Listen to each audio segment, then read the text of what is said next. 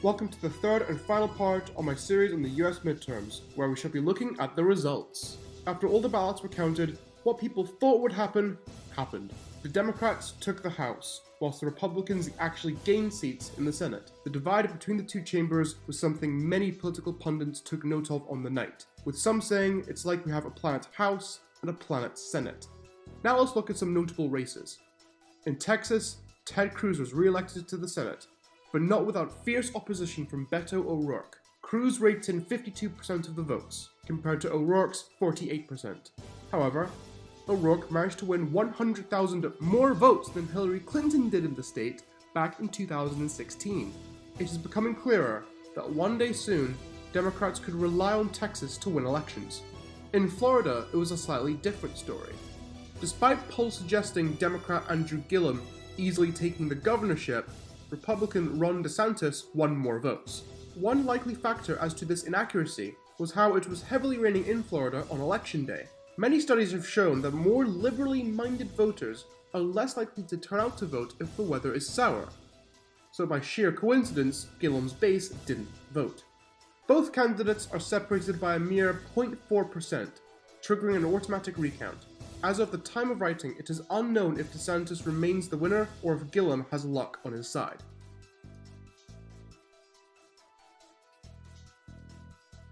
The Senate race in Florida was largely influenced by the governor race, as both candidates ran minimal campaigns.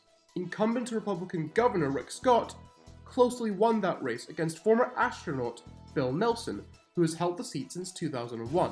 Again, with only 0.2% separating the two, state law requires for there to be a recount.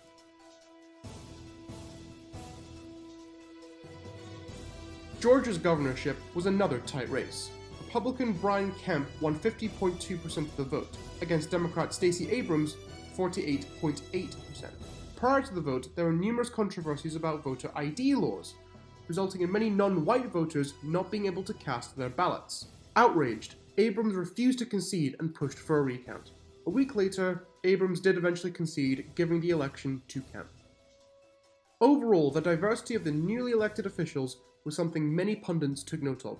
Colorado elected the first openly gay governor of any state, the first two Native American women, as well as the House's youngest ever woman. Most of these candidates were Democrats, although some were Republicans. If it's not clear at this point, a record number of women were elected to Congress. This has led to many not only calling this a blue wave year, but the year of the woman. But what does this mean for Trump? To find out, we need to look at the past.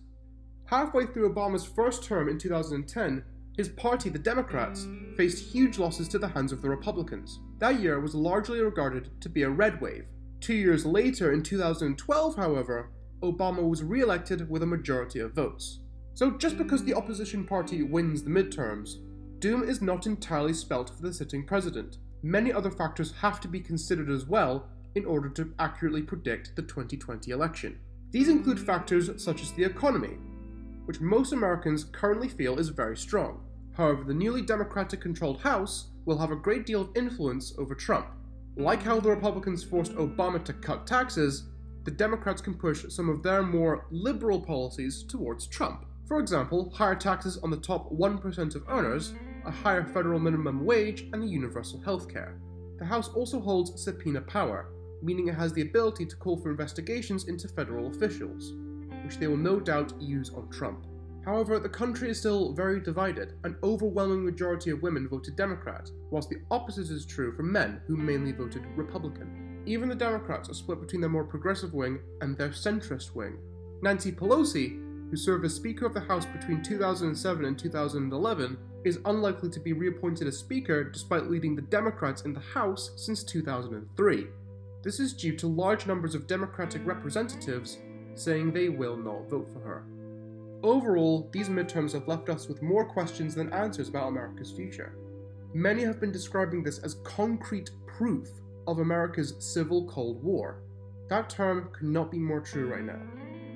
The United States are very much divided.